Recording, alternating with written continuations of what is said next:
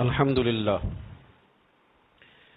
لله الذي ذي العزة والعلا والصلاة والسلام على سيد الأنبياء شمس الضحى بدر الدجى نور الهدى منبع الجود والعطاء أما بعد أعوذ بالله من الشيطان الرجيم بسم الله الرحمن الرحيم قل لا أسألكم عليه أجرا إلا المودة في القربى صدق اللہ العظیم قال النبی صلی اللہ تعالی علیہ وسلم الحسن والحسین سید الشباب اہل الجنہ او کما قال النبی صلی اللہ تعالی علیہ وسلم آمنت باللہ صدق اللہ العظیم وصدق رسولہ النبی الکریم قال اللہ تبارک وتعالی فی القرآن المجید فی شان حبیبہ مخبرا وامرا ان اللہ وملائکتہ یصلون علی النبی یا ایہا الذین آمنوا صلوا علیہ وسلموا تسلیما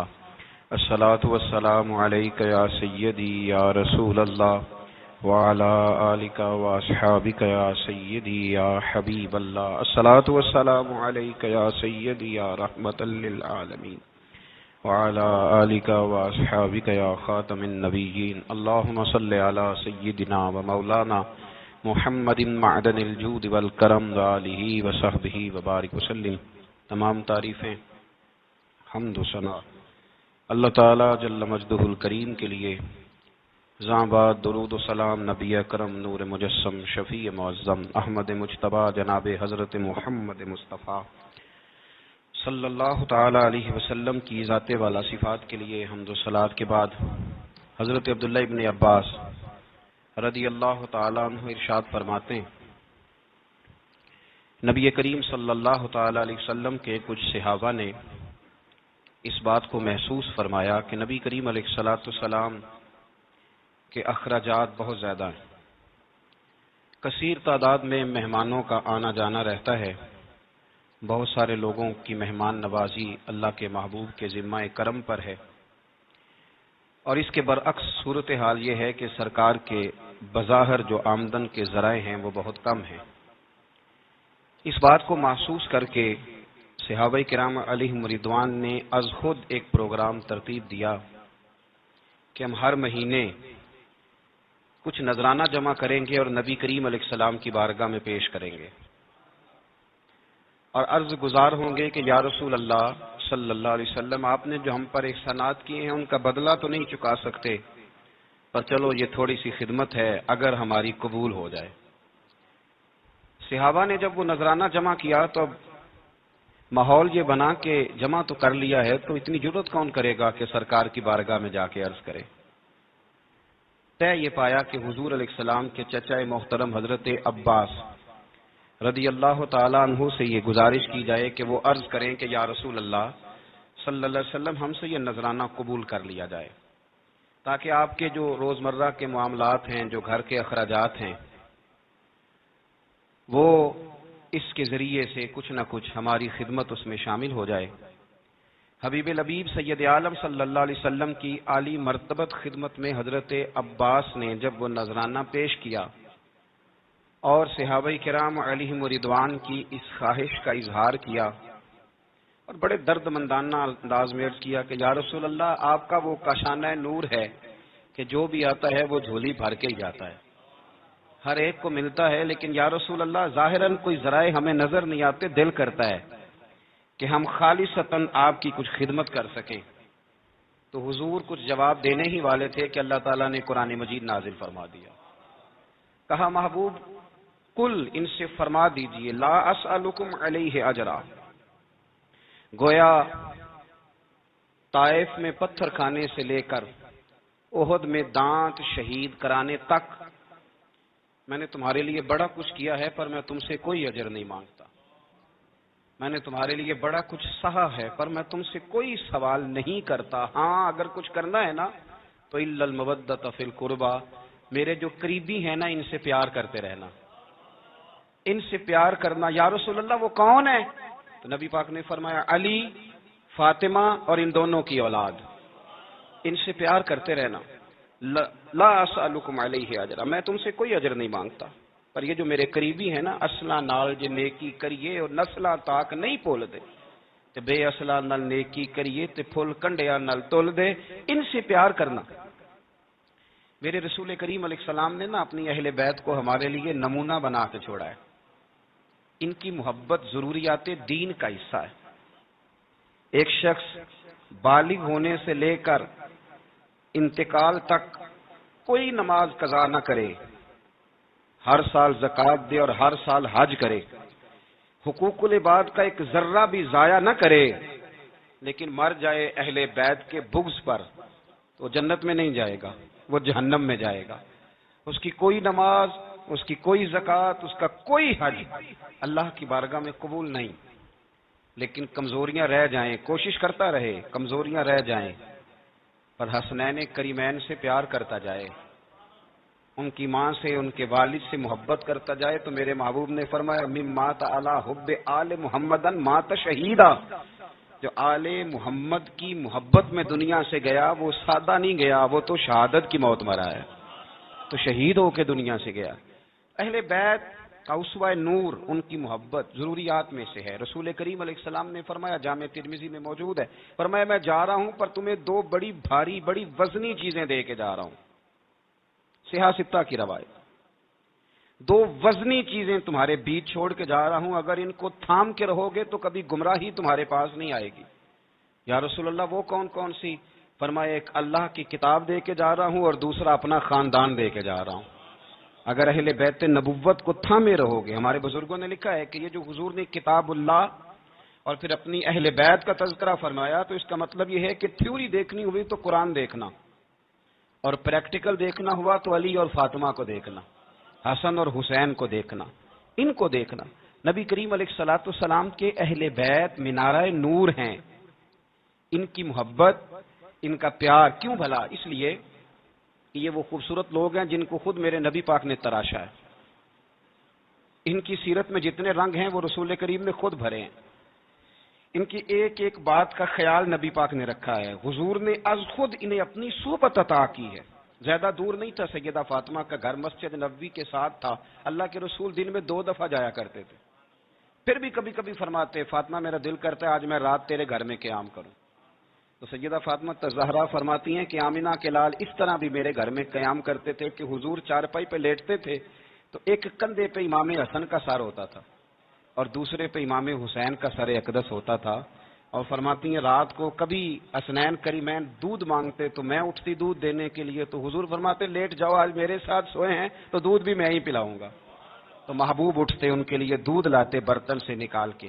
حضور نے انہیں وقت دیا اور پھر ان کی چھوٹی چھوٹی چیزوں کا خیال رکھا۔ صحیح بخاری میں موجود ہے، تربیت پر توجہ دی۔ امام حسین تشریف لائے، ابھی عمر مبارک 7 سال کے قریب تھی، مسجد نبوی میں صدقے کی کھجوروں کا ڈھیر لگا ہوا تھا۔ چھوٹا بچہ جو ہوتا ہے نابالغ، اس پر شریعت کے احکامات نہیں آتے۔ صدقے کی کھجوروں کا ڈھیر تھا مسجد نبوی میں، یہ تربیت ہے، یہ ٹریننگ ہے جو اللہ کے محبوب نے خود انہیں عطا فرمائی۔ صدقے کی کھجوروں کا ڈھیر تھا، امام حسین حضور کے ساتھ آئے تو امام علی مقام نے ایک کھجور اٹھا کے منہ میں رکھ لی۔ شارحین نے لکھا ہے لگتا یہ ہے کہ کئی دنوں کی بھوک تھی، چونکہ یہ فاقہ اہل بیت کا بڑا محبوب ہے، مجبور نہیں تھے، وہ تو خزانوں کے مالک تھے، پر غریبوں سے محبت کی وجہ سے فاقے کیا کرتے تھے، یہ ان کی پسند ہے فاقہ کرنا۔ تو ایک کھجور امام علی مقام نے رکھ لی تو اللہ کے رسول نے گلے میں انگلی ڈال کے نکال دی، تو فرمایا حسین یہ صدقہ ہے، یہ میری اہل بیت کے لیے درست نہیں ہے۔ حضور نے خود تربیت کی، اور پھر سیدہ فاطمہ الزہرا نے نا اپنے بچوں کو تراشا، ان پر محنت کی۔ میں اکثر گزارش کرتا ہوں دوستوں سے، میں کہتا ہوں کربلا کا واقعہ کوئی حادثاتی نہیں ہے، اس کے پیچھے پوری ایک لاجک ہے، اس کے پیچھے پورا ایک فلسفہ ہے۔ ایسے ہی کوئی آدمی 3 دن بھوکا پیاسا رہ سکتا ہے؟ کسی آدمی کو صبح اس نے کھانا کھایا اور شام تک کھانا نہ ملے تو ٹانگیں کانپتی ہیں۔ رمضان المبارک میں عبادت کی نیت سے روزہ رکھنے والے بھی شام کو بڑے پریشان ہو جاتے، اور مسلسل 3 دن کھانا نہ کھایا جائے اور پانی نہ پیا جائے، اور حال یہ ہے کہ وہی آدمی تلوار لے کے میدان میں نکلے اور اس کی حالت یہ ہو کہ لوگ اس کے آگے دوڑنا شروع کر دیں، ہزاروں کی فوجیں تاب نہ لا سکیں۔ علی کا گھر بھی وہ گھر ہے کہ جس گھر کا ہر ایک بچہ جسے دیکھو وہی شیر خدا معلوم ہوتا ہے۔ یہ کوئی آسان ہے؟ اس کے پیچھے پوری ایک اس کے پیچھے فلسفہ ہے. امام راضی کی تفسیر کبیر دیکھیے گا. امام راضی کہتے ہیں کہ سیدہ فاطمہ الزہرا رضی اللہ تعالی عنہا کے دونوں شہزادے حسنین کریمین بیمار ہو گئے تو سیدہ نے منت مانگی کہ بچوں کو شفا ہوگی تو 3 روزے رکھوں گی. شفا ہو گئی، روزے بھی رکھ لیے. اور جب مولا علی شیر خدا روزہ رکھنے کے لیے بیدار ہوئے، سیدہ فاطمہ الزہرا بیدار ہوئی تو امام حسن اور حسین بھی اٹھ گئے. 7-8 سال کی عمر. اماں جی ہم نے بھی رکھنا ہے. صبح کھجور اور دودھ سے روزہ رکھ لیا گیا. عین افطاری کے وقت مولا علی کہتے ہیں فاقے چل رہے تھے، کہیں سے میں جوں لایا تھوڑے سے. سیدہ فاطمہ الزہرا نے پیس کا روٹیاں پکائیں. وہ وقت جو بڑا مشکل ہوتا ہے افطار کا، کہتے ہیں اس وقت جب کھانے کے لیے بالکل ہاتھ آگے بڑھنے لگے اور امید تھی کہ ابھی سیدنا بلال اللہ اکبر کہیں گے تو روزہ کھلے گا، لیکن ابھی چند ہی منٹ رہتے تھے کہ دروازے پر ایک فقیر نے صدا دی. کہنے لگا سارے مدینے کے دروازے کھٹکھٹا آیا ہوں، قحط ہے، فاقہ ہے، اے رسول اللہ کے خاندان والو، میں یتیم ہوں. کسی نے بتایا ہے کہ اور کوئی دروازہ کھلے نہ کھلے سیدہ کا دروازہ تیرے لیے ضرور کھلے گا. کیا یتیم کو روٹی ملے گی؟ تو حضرت مولا علی نے بچوں کی طرف دیکھا ہی تھا کہ امام حسن ساری روٹیاں جا کے دروازے پہ دے آئے. کھجور اور پانی سے افطار ہو گیا. صبح پھر کھجور اور دودھ سے روزہ رکھا. امام راضی کہتے ہیں عین وہ وقت جب افطار کا ٹائم آیا تو پھر دروازے پہ کسی نے صدا دی. کہا رسول اللہ کے خاندان والوں میں مسکین ہوں، رات سے روٹی کھائی ہے، نہ صبح کھا سکا نہ دوپہر. کسی نے بتایا ہے کہ اس دروازے سے خالی کوئی نہیں جاتا. امام حسن نے پھر سارا لنگر اٹھایا اور پھر جا کے دے دیا. تیسرا دن پھر ہوا. مجھے لگتا ہے کہ جب افطار کا ٹائم آیا ہوگا نا تو یہ خود ہی سارے دروازے پہ دیکھتے ہوں گے، یہ کوئی آیا نہیں لینے والا ابھی تک. لگتا ہے کہ نظریں دروازے پہ تھیں. عین افطار کے وقت 3 روٹیاں جب جوں کی پک کے آئی، ایک بھکاری نے صدا دی. کہنے لگا میں قیدی ہوں، آج ہی قید سے رہائی ملی ہے. پہلے دن کسی کے دروازے پہ صدا ملی ہے، دی ہے روٹی ملے گی. امام حسن وہ کھانا دے کے واپس لوٹے. کھجور اور پانی سے افطار ہوا اور جیسے ہی مسجد نبوی میں تینوں باپ بیٹا نماز پڑھنے گئے تو مولا علی کہتے مجھے بتانا نہیں پڑا. رسول کریم نے میری طرف دیکھ کے فرمایا علی تیرا، فاطمہ کا، حسن اور حسین کا 3 دن والا عمل خدا کو بھی بڑا پسند آیا ہے اور محمد مصطفیٰ کو بھی بڑا پسند آیا ہے. بڑا پسندیدہ عمل. میں کہتا ہوں کہ حضرت فاطمہ نے نا ان کی تربیت پہلے ہی کر دی تھی 3 دن بغیر افطار کے روزہ رکھنے کی. وہ ٹریننگ گھر سے ہو چکی تھی. اب میدان کربلا میں 3 دن بھوکا پیاسا رہنا ان کے لیے مشکل نہیں تھا. وہ تو ان بچوں کے لیے مشکل ہوتا ہے جو کھانا دیر سے پکنے سے برتن توڑنے شروع کر دیتے. وہ بچے بلیک میل ہوتے ہیں جن کو ایک وقت ان کے پسند کا کھانا نہ ملے تو وہ گھر میں جو ہے وہ ادھم شروع کر دیتے ہیں. جن کی ماں نے عادت ڈالی ہو کہ بیٹا 3 دن بھوکے پیاسا رہنا ہوا تو رہ لینا لیکن کسی بھی باطل کے ساتھ کمپرومائز نہ کرنا، ان کے لیے اتنا مشکل نہیں تھا. ان کی تربیت ہوئی، ان کی ٹریننگ ہوئی، پھر اللہ نے ان کی سیرت میں رنگ بھرے، ان کے کردار میں حسن آیا، وقار آیا. حضرت امیر معاویہ رضی اللہ تعالیٰ عنہ نے ایک شخص کو بھیجا مدینہ منورہ شام سے. تو اس نے کہا میں نے امام حسین سے ملنا ہے، تعارف کیا ہے؟ جناب امیر معاویہ فرمانے لگے مسجد نبوی میں جانا جس کے گرد لوگ سب سے زیادہ ادب سے بیٹھے ہوں اور جس کی باتیں سب سے زیادہ میٹھی ہوں اور جس کی نظریں سب سے زیادہ جھکی ہوں اور جس کے چہرے پر تمہیں سب سے زیادہ وقار نظر آئے وہی علی کے بیٹے حسین ہوں گے. جو سب سے زیادہ تمہیں وہاں ماحول کے اندر جو شخص نظر آئے پوچھنے کی ضرورت نہیں پڑے گی. وہ شخص کہتا میں مدینے آیا تو میں نے واقعی ایک شخص کو دیکھا کہ شہد کے گرد مکھیوں کا اتنا ہجوم نہیں ہوتا جتنا امام حسین کے گرد رسول اللہ کے غلاموں کا ہجوم تھا. لیکن نظریں جھکی ہوئی، باتیں میٹھی، لہجہ گداز، لفظوں میں رانائی. اور لوگ کئی باتیں پوچھتے تو علی کے صاحبزادے ایک آدھ جملہ بولتے تو لگتا یہ کہ وہ جملہ سیدھا دل میں اترتا چلا جاتا ہے. امام علی مقام کے کردار میں نا کچھ باتیں بڑی زیادہ تھیں، بہت زیادہ تھیں. بڑا حسن تھا. ایک بات تو یہ تھی امام حسین رضی اللہ تعالیٰ عنہ کا علم و فضل بڑا کمال کا تھا. ایک دفعہ صحابہ میں مسئلہ بن گیا کہ بچہ پیدا ہوتا ہے تو اس کا وظیفہ کیسے لگانا ہے. امام حسین کا علم و فضل بتا رہا ہوں، علم و فضل. تو بات بڑی پیچیدہ ہو گئی. حضرت عبداللہ ابن زبیر کے پاس لوگ آئے، کہنے لگے کہ آپ بڑے صاحب علم و فضل ہیں، آپ نے حضور علیہ الصلوۃ والسلام کے ساتھ وقت گزارا ہے، تو مسئلے کو حل کریں کہ بچہ پیدا ہونے کے بعد حکومت اگر وظیفہ لگائے گی تو کب لگائے گی؟ جب بحث طول پکڑ گئی، مسئلہ حل نہیں ہوتا تھا، تو حضرت عبداللہ ابن زبیر کہنے لگے ہم سے نہیں حل ہوگا، ایک بندہ ہے جس کے سینے میں رسول اللہ صلی اللہ تعالی علیہ وسلم کے نور نبوت کا فیضان ہے، وہ یہ مسئلہ حل کریں گے۔ تو کہا وہ کون سے؟ آپ فرمانے لگے جب ہم سے مسائل حل نہیں ہوتے تو ہم ان کے علم سے فائدہ اٹھاتے ہیں۔ کہا کون ہے؟ کہا جناب امام حسین۔ تو لوگ حضرت امام حسین کے پاس گئے، کہا حضرت یہ ایک مسئلہ الجھ گیا ہے کہ بچہ پیدا ہو تو وظیفہ کب لگانا ہے؟ فرمایا الجھنے والی بات ہی کوئی نہیں، پیدا ہونے کے بعد جب وہ پہلی دفعہ آواز نکالے تو اس کا وظیفہ لگا دو۔ اس کا مطلب یہ ہے کہ وہ دنیا میں آ گیا ہے، اس نے اپنے آنے کا اظہار کر دیا ہے، اعلان کر دیا ہے، اب اس کا وظیفہ لگا دو۔ تو اس پر پھر صحابہ کا اتفاق ہو گیا، امام حسین کے علم سے، فضل سے لوگ فیض اٹھاتے تھے۔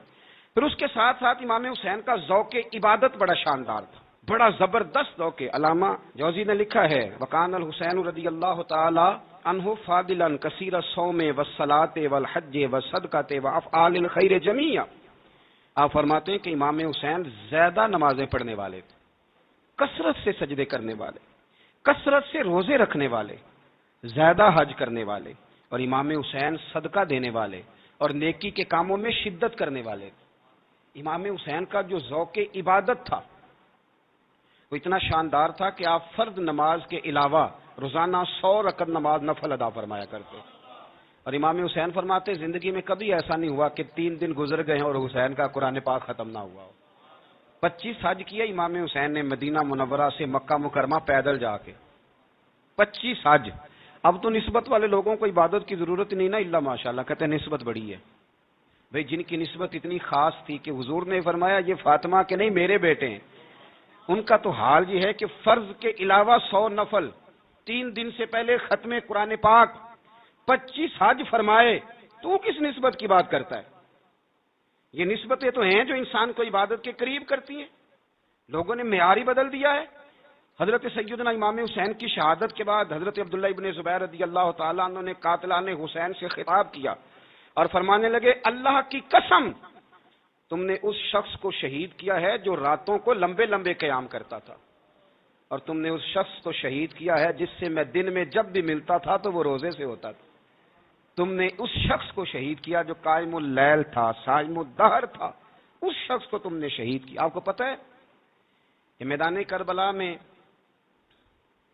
جب 9 محرم کو ابن سعد نے امام حسین سے کہا کہ جنگ کرو، اگر یزید کی بیعت نہیں کرنی، تو امام حسین نے فرمایا ایک رات کی مہلت دے دو، ایک رات کی مہلت دے دو۔ حضرت امام زین العابدین کہتے ہیں میں نے اپنے والد گرامی سے عرض کی کہ ابا جی آپ جہاد سے دور جانے والے تو ہیں نہیں، آپ تو جہاد سے پیار کرنے والے ہیں، اور یہ بھی پتہ ہے مجھے کہ یہ جنگ اب ہو کے رہے گی، تو ایک رات کی مہلت لینے کا معنی کیا ہے؟ بھئی کل بھی لڑنا ہے اور رات بھی لڑنا ہے، تو ابا جی ایک رات کی مہلت۔ تو سیدنا امام حسین رضی اللہ تعالیٰ عنہ فرمانے لگے بیٹا رات کی مہلت اس لیے لی ہے کہ میں آج رات کھل کے اپنے رب کی عبادت کر لوں، میں استغفار کر لوں، میں لمبے سجدے کروں۔ اور کہا زین العابدین تو جانتا ہے نا کہ مجھے نماز سے، تلاوت سے، دعا سے اور استغفار سے بڑا پیار ہے، نماز سے مجھے پیار ہے، دعا سے مجھے پیار ہے، استغفار سے مجھے پیار ہے۔ فرمایا بیٹا میں نے اس لیے نہیں کہ میں چاہتا ہوں ایک رات اور دنیا میں رہوں۔ تو امام زین العابدین فرماتے ہیں امام علی مقام نے سجدے پہلے بھی بڑے کیے، پر 9-10 کی درمیانی رات جو ان کے سجدے تھے وہ میں نے کبھی نہیں دیکھے۔ فرماتے ہیں تیمم کے ساتھ وہ رات کی جو عبادتوں کا رنگ تھا وہ میں نے کبھی نہیں دیکھا۔ امام علی مقام کا عبادت کا ذوق تھا، شوق تھا، لذت تھی۔ آپ یقین کریں ایسے ایسے عجیب بہانے ہم لوگوں کہتے ہیں میرا نماز میں دل نہیں لگتا، تو میں کہتا ہوں تیرا گپ شپ میں کس طرح لگتا ہے، تیرا موبائل پہ کیسے لگتا ہے بھائی؟ یہ تو بھائی ذوق کی بات ہے۔ امام حسین کہتے ہیں مجھے قرآن پاک سے پیار ہے، مجھے تلاوت سے پیار ہے، مجھے دعا سے پیار ہے، مجھے استغفار سے پیار۔ بھائی جس کو جس چیز سے پیار ہوگا دل لگ جائے گا، ہم نے کبھی پیار کیا ہی نہیں اس سے، جن چیزوں سے پیار ہے وہاں دل لگ جاتا ہے، یہ ایک بہانہ ہے، ورنہ کثرت سے عبادت کرنا، ذوق پیدا کرنا، یہ تو اہل اللہ کا طریقہ ہے۔ والذین یبیتون لربہم سجدا وقیاما، رب کے بندوں کی علامت یہ ہے کہ وہ راتیں سجدے اور قیام میں گزار دیتے ہیں۔ تو امام حسین کی سیرت کا کمال ہے کہ ذوق عبادت رکھتے تھے۔ دوسری بات جو امام علی مقام کی سیرت میں بڑی شاندار ہے وہ یہ ہے کہ سخی بڑے تھے۔ ایک قول سنانا ہے آپ کو امام حسین کا، اور خواہش میری یہ ہے کہ میرے حاضرین اور ناظرین اس قول کو رٹا لگا کے یاد کریں، اس قول کو انشاءاللہ۔ یہ قول جو امام حسین کا ہے نا جی، یہ جس دن مجھے ملا تھا نا تو میں نے بھی رٹا لگا کے یاد کیا تھا، اور میرے پاس جتنی ڈائریاں ہیں شاید میں نے سب میں لکھا ہے۔ امام علی مقام رضی اللہ تعالیٰ عنہ فرماتے تھے اللہ کی رضا کے لیے کسی شخص کی ایک حاجت پوری کر دینا 1 مہینہ مسجد میں اعتکاف کرنے سے زیادہ درجہ رکھتا ہے۔ ایک بندے کی ایک حاجت پوری کر دینا 1 مہینہ پورا مسجد میں اعتکاف کرنے سے زیادہ درجہ رکھتا ہے۔ خدا کے بندے تو ہیں ہزاروں اور بنوں میں پھرتے ہیں مارے مارے، میں اس کا بندہ بنوں گا جس کو خدا کے بندوں سے پیار ہوگا۔ کسی بندے کی ایک حاجت پوری کرنا 1 مہینہ اعتکاف میں بیٹھنے سے زیادہ افضل ہے۔ اسی لیے تو میرے حبیب کریم علیہ السلام نے فرمایا تو رب کے بندوں کی حاجتیں پوری کرنے میں لگ جا، رب تیری حاجتیں پوری فرما دے گا۔ امام علی مقام فرماتے تھے ایک حاجت کسی کی پوری کرو۔ حضرت جناب سیدہ زینب بنت ابی رافع کہتی ہیں کہ سیدہ فاطمہ الزہرا نا ایک دن اپنے دونوں شہزادوں کو لے کے، جب حضور کی طبیعت مبارک بظاہر علیل تھی جس میں حضور کا وصال ہوا، دونوں شہزادے لے کے سیدہ فاطمہ نبی کریم کی بارگاہ میں گئی، کہنے لگی یا رسول اللہ میرے بچوں کو کچھ دیجیے۔ سیدہ پاک تو حضور اٹھ کے بیٹھ گئے، اس کندھے سے امام حسن کو لگایا اور اس سے امام حسین کو لگایا اور فرمایا فاطمہ یہ جو میرا حسن ہے نا اس کو میں اپنی ہیبت اور سرداری دیتا ہوں، اور فرمایا یہ جو میرا حسین ہے نا حسین کو میں اپنی جرت اور سخاوت دیتا ہوں، میرا حسین جرت مند ہوگا اور سخی ہوگا۔ داتا گانج بخش علی حجویری، امام الاولیاء، سید الاصفیاء، داتا صاحب کشف المعجوب میں فرماتے ہیں ایک دن نا امام حسین کے پاس ایک شخص آیا بڑی دور سے کچھ مانگنے کا، حضور کچھ دیجئے۔ وہ شخص کہتا ہے کہ میرا ظرف یہ تھا کہ 4-5 دینار ملیں گے، تو امام حسین فرمانے لگے تھوڑی دیر بیٹھ جا، رزق آ رہا ہے۔ تو امام حسین کو حکومت وقت کی طرف سے نا 5 تھیلیاں ملی جس میں ایک تھیلی میں 500 اشرفیاں تھیں، 5 تھیلیاں آئیں، لیکن اس کو آنے میں نا ذرا دیر ہو گئی۔ وہ 5 تھیلیاں جب آئی نا تو امام حسین اس کی طرف 5 تھیلیاں بڑھا کے نا، ذرا دیکھنا میری طرف غور سے، 5 تھیلیاں بڑھا کے نا تو فرمانے لگے میاں جتنا تجھے انتظار کرایا ہے نا اتنی ہم تیری حاجت پوری نہیں کر سکے، تو یہ نہ محسوس کرنا کہ حسین کے دروازے پہ بیٹھا بھی رہا ہوں تو ملا کیا ہے، یہ نہ محسوس کرنا۔ وہ شخص کہتا ہے جب میں نے وہ تھیلیاں کھولی اور پھر میری نظر امام حسین پہ پڑی تو میرے اندر سے آواز آئی اگر حسین ابن علی اتنے سخی ہیں تو محمد عربی کتنے سخی ہوں۔ اگر یہ معیار ان کا ہے، ان کا یہ معیار ہے، اور خود بھیک دیں خود ہی کہیں منگتے کا بھلا ہو، خود کہنے لگے جتنا انتظار کرایا ہے اتنی تیری مدد کر سکے، یہ سخاوت کا معیار تھا، یہ طریقہ تھا۔ ایک دفعہ سیدنا امام حسین رضی اللہ تعالیٰ عنہ کے گھر کے اندر نا 5000 دینار آئے، مسجد میں تھے، آپ کو 5000 دینار ملے تو امام زین العابدین کہتے ہیں کہ مسجد سے لے کر گھر آنے تک امام حسین نے 5 کے 5000 اللہ کے رستے میں خیرات کر دی۔ فرماتے میں نے کہا ابا جی 5 دینار کی گھر میں ضرورت تھی، مالاں والے سخی نہیں ہوندے تے سخیاں کل مال نہیں ہوندا، ایتھے اوتھے دوویں جہانی سخی کنگال نہیں ہوندا۔ کہا ابا جی 5 دینار کی گھر میں ضرورت تھی، تو کہتے ہیں مجھے فرمانے لگے بیٹا یہ جن کو میں نے دیا ہے نا یہ گھر کے لیے ہی دیا ہے، یہ گھر کے لیے ہی دیا ہے، جن کو دیا ہے تمہارا کیا خیال ہے یہ باہر خرچ ہوا ہے، یہ گھر کے لیے ہی ہے۔ اس لیے کہ جب انسان دوسروں پر شفقت کرتا ہے تو اللہ اس کے گھر پہ رحمت فرماتا ہے۔ امام حسین کے مزاج میں پہلی بات میں نے ذوق عبادت کی عرض کی، دوسری بات عرض کر رہا ہوں کہ صحابہ حضرت اسامہ بن زید بڑے پیارے ہیں میرے نبی کریم کے، بڑے پیارے۔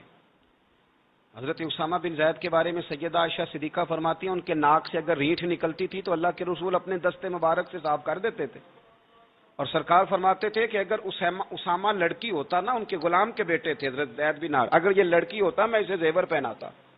بڑے پیارے تھے، لیکن جب ان کا آخری وقت آیا نا تو 60,000 دینار کا قرضہ تھا، رشتہ داروں سے کہا، دوستوں سے کہا، یاروں سے کہا، اور قرض ادا نہیں ہو رہا تھا۔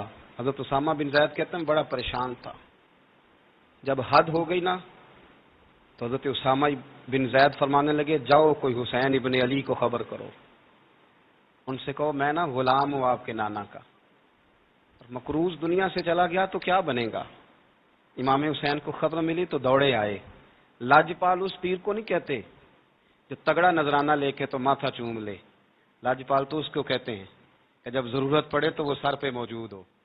حضرت سیدنا امام حسین تشریف لائے تو جناب اسامہ بن زید رو پڑے، یعنی لگے حضور میں نے نا غلامی کی ہے آپ کے نانا کی، اور اس غلامی پہ ناز ہے، اب 60,000 دینار کا قرضہ لے کے دنیا سے جاؤں گا تو میری قبر پہ بوجھ رہے گا۔ امام حسین خادم کو بھی کہہ سکتے تھے جاؤ گھر پیسے پڑے ہیں لے آؤ، امام حسین خود گئے، چادر روڑ کے تو اس کی اوٹ میں بکل میں 60,000 دینار چھپا کے لائے اور جناب اسامہ بن زید کے سامنے رکھ کے کہنے لگے اسامہ یار پیسے رات کو ہی آئے تھے، میں سوچ رہا تھا مجھے تو ضرورت نہیں، اللہ نے کس کا نصیب میرے گھر میں بھیج دیا، مجھے تو حاجت ہی نہیں تھی، اب پتہ چلا پیسے تیرے تھے، اللہ نے حسین کی ڈیوٹی لگائی ہے کہ جا کے دے آ۔ حضرت اسامہ بن زید رو پڑے، فرمانے لگے اللہ آپ کو بہترین صلہ عطا فرمائے، یہ معیار تھا۔ اور پھر تیسری بات یہ کہ دل کے بڑے صاف تھے، دل بدستاور کے حج اکبر است، از ہزاراں کعبہ یک دل بہتر است۔ شیخ سعدی کہتے ہیں کہ درویش کہتے ہیں کہ کسی کا دل رکھ لینا نا، دل راضی کر دینا کعبے کا 1000 بار حج کرنے سے بہتر ہے۔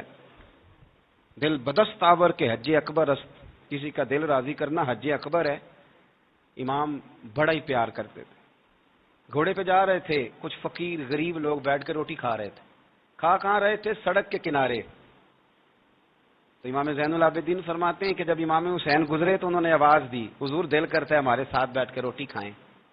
کائنات کے مالک و مختار کے نواسے اور دنیا کے سب سے بڑے شہزادے گھوڑے سے اترے اور غریبوں کے ساتھ سڑک پہ بیٹھ گئے، روٹی کھانے لگے اور دیر تک کھاتے رہے، اور جب فارغ ہو گئے تو فرمانے لگے کھانے کی ضرورت بھی نہیں تھی، حاجت بھی نہیں تھی، پر تم نے آواز دی تو دل رکھنے کو بیٹھ گیا تھا، اگر اجازت دے تو چلا جاؤں۔ یہ مزاج تھا، یہ طبیعت تھی۔ آپ کے ایک بھائی ہیں چھوٹے، حضرت محمد بن حنفیہ نام ہے، حضرت مولا علی شیر خدا رضی اللہ تعالیٰ عنہ کی دوسری بیوی سے۔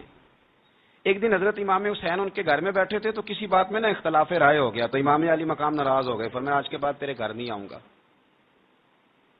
رومال اٹھایا چلے گئے۔ لوگوں نے حضرت محمد بن حنفیہ رضی اللہ تعالیٰ عنہ سے کہا حسین تو ناراض ہو گئے، کبھی نہیں آئیں گے۔ آپ فرمانے لگے بھائی تمہارا ہے کہ میرا؟ جی بھائی تو آپ کے ہیں۔ فرمایا اگر کہو تو چند منٹوں میں حسین واپس آئے۔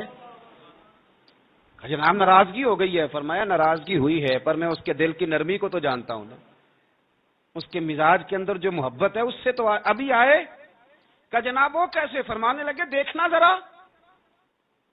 تو امام حسین نے خط لکھا، حضرت محمد بن حنفیہ نے رکا لکھا، کہنے لگے حسین میرے باپ کا نام بھی علی ہے اور آپ کے باپ کا نام بھی علی ہے، پر ایک فضیلت ایسی ہے جس میں میں آپ کا مقابلہ نہیں کر سکتا، وہ یہ ہے کہ آپ سیدہ فاطمہ الزہرا کے لال ہیں، اب محمد مصطفیٰ علیہ السلام کے نواسے ہیں۔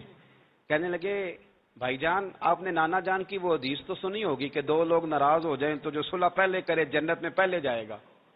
فرمانے لگے دل میرا کر رہا تھا کہ پہلے صلح کر لوں لیکن پھر بڑے بھائی کو پشت کروں گا جنت میں جاتے ہوئے، یہ بھی تو بے ادبی ہے نا۔ اب خط میں نے لکھ دیا ہے، آپ کا جو ارادہ ہو۔ امام حسین نے خط پڑھا تو آنکھوں میں آنسو آ گئے، پھر سے رومال اٹھایا، بچے پوچھنے لگے کہاں جا رہے ہیں؟ کہا بھائی کے گھر جا رہا ہوں۔ کہا آپ تو ناراض تھے؟ فرمایا تھا ناراض پر ہے تو میرا بھائی نا، ہو گئی بات ختم۔ بڑی دل میں نرمی، طبیعت میں سوز، لہجے میں گداز، لیکن اس کے ساتھ ساتھ امام حسین رضی اللہ تعالیٰ عنہ کا جذبہ جہاد، امام حسین کی استقامت۔ آج لوگ ادھر ہوتے ہیں جس طرف ہوا کا رخ ہوتا ہے، آج لوگوں کی سوچوں کا زاویہ یہ ہے کہ جدھر رش زیادہ ہوگا ہم بھی ادھر جائیں گے۔ ہم یہ نہیں دیکھتے حق کس طرف ہے، ہم یہ دیکھتے ہیں رش کس طرف ہے۔ امام حسین رضی اللہ تعالیٰ عنہ نے رش نہیں دیکھا، حق دیکھا۔ امام حسین رضی اللہ تعالیٰ عنہ استقامت کے وہ پہاڑ ہیں، معمولی آدمی نہیں تھے۔ فرزق شاعر کہتا ہے کہ میں نے امام حسین سے کہا تھا، میں نے کہا لوگوں کی تلواریں یزید کے ساتھ ہیں پر دل آپ کے ساتھ ہیں، دل آپ کے ساتھ ہیں۔ امام حسین رضی اللہ تعالیٰ عنہ نے زمانے کے حالات نہیں دیکھے، حق اور سچ دیکھا۔ جتنی چیزیں انسان کو کمزور کر سکتی ہیں وہ ساری امام حسین پہ طاری کی گئیں، جتنی چیزیں۔ وطن چھوڑنا کتنا کو مشکل ہوتا ہے، شالا پردیسی کوئی بھی نہ تھی وے کخ جنا تو پارے۔ حضرت سلطان باؤ فرماتے ہیں بچو، پردیسی ہونا کوئی آسان ہے؟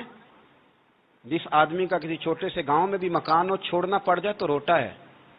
تو مجھے بتاؤ جس نے اپنا سارا بچپن مدینے میں گزارا ہو، آج جو ایک ہفتہ مدینے رہ کے آتے ہیں ان سے واپس نکلنا مشکل ہوتا ہے۔ لیکن امام حسین حق کا رستہ تھا، وطن کی قربانی دی، اور معمولی وطن نہیں، مدینے جیسا وطن۔ اور جب کھڑے تھے نا امام حسین رضی اللہ تعالیٰ عنہ رجب میں نکل رہے تھے مدینے سے، تو کوئی شاعر کہتا ہے دور کھڑے ہو کے انہوں نے گویا کہا تھا، آقا تیرے کرم کے خزینے کی خیر ہو، میں جا رہا ہوں تیرے مدینے کی خیر ہو۔ امام حسین نے وطن چھوڑا، کوئی لغزش نہیں پیروں میں، کوئی نہیں۔ شہزادوں والی زندگی تھی، مسجد نبوی کے امام تھے، نبی کریم علیہ السلام کے روضہ اطہر پر تشریف رکھتے تھے، زمانہ حیا کرتا تھا، شان و شوکت تھی، پر حق کے لیے چھوڑا، نکل کر خانقاہوں سے ادا کر رسم شبیری۔ اور پھر بڑا مشکل ہوتا ہے، جس شخص کے ساتھ بچے اور عورتیں ہوں وہ تو یہ کہہ کے لڑائی سے جان چھڑاتا ہے کہ میرے ساتھ فیملی ہے، نہ ہوتی تو تجھے بتاتا۔ پر امام حسین کو اولاد بھی کمزور نہیں کر سکی، عورتوں کا ساتھ ہونا کمزور نہیں کر سکا۔ پھر امام علی بھوک کتنا مشکل کام ہے۔ آج لوگ کہہ نہیں دیتے کہ میں تو اس لیے گناہ کرتا ہوں کہ رشوت اس لیے لے لیتا ہوں کہ بچے چھوٹے ہیں۔ 10 دنوں کی کم و بیش سفر، 3 دنوں کی بھوک اور پیاس، پر حق کے رستے میں امام حسین کو کوئی چیز کمزور نہیں کر سکی۔ اور پھر وہ جتنی باتیں لوگ کہہ سکتے تھے وہ ساری کہیں گئیں، ساری۔ اور آ کے عرض کرنے لگا حضور یہ کوئی معمولی دشمن نہیں، یہ وہ ظالم ہیں جو لاشوں پہ بھی گھوڑے دوڑا دیتے ہیں۔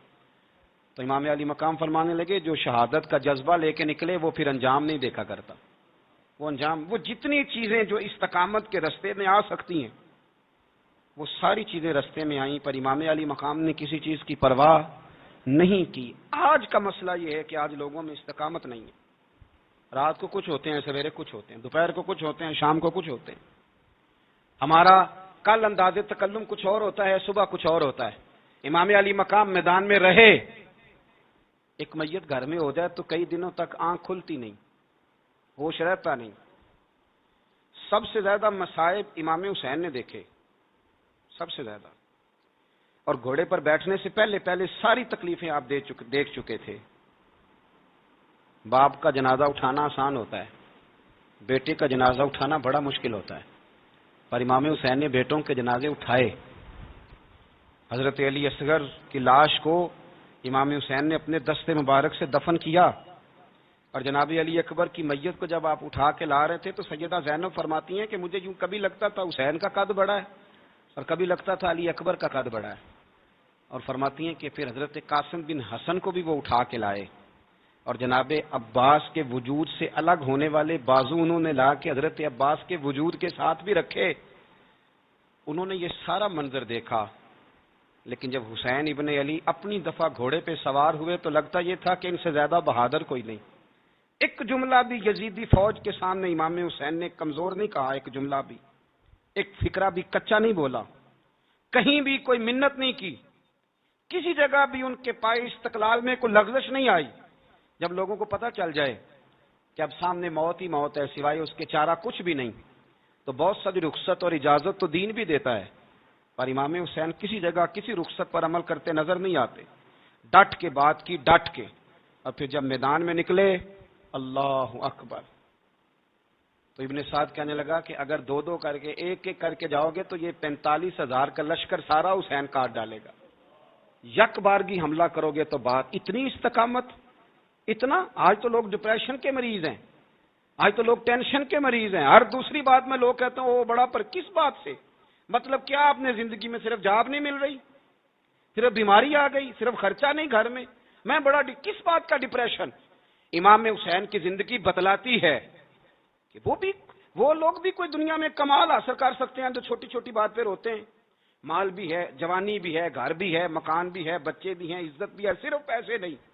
اور انسان ہے کہ آنکھیں نہیں کھل رہی، وہ سمجھتا ہے میں کسی کام کا ہی، فقط پیسے نہیں، بس او خدا کے بندو، امام علی مقام نے فرمایا سارا کچھ لٹا کے بھی جو میدان میں کھڑا رہے اسے حسین ابن علی کہا جاتا ہے، اسے حسین ابن علی کہا جاتا ہے۔ حسین ابن علی کی شان رفت کوئی کیا جانے، حسن جانے، علی جانے، نبی جانے، خدا جانے، کون جانے امام علی مقام کا معیار۔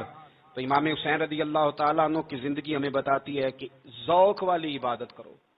امام حسین کی زندگی ہمیں بتاتی ہے کہ جب تم سخاوت کرو تو پھر اپنی حیثیت سے بڑھ کر کرو، اور امام حسین کی زندگی ہمیں بتاتی ہے کہ دل میں کسی کے لیے کوئی بات نہ رکھو، صلح کرنے میں پہل کرو، محبتیں کرنے میں آگے بڑھو۔ اور امام حسین کی زندگی ہمیں بتلاتی ہے کہ جب دنیا میں تم نے کچھ کرنا ہے تو پھر ڈٹنا بھی سیکھو، پھر کھڑے ہونا بھی سیکھو۔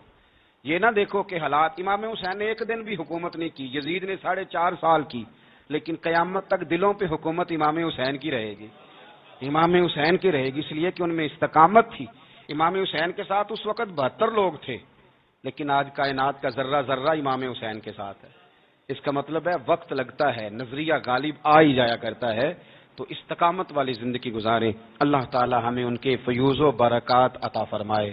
آخر دعوانا ان الحمدللہ رب العالمین۔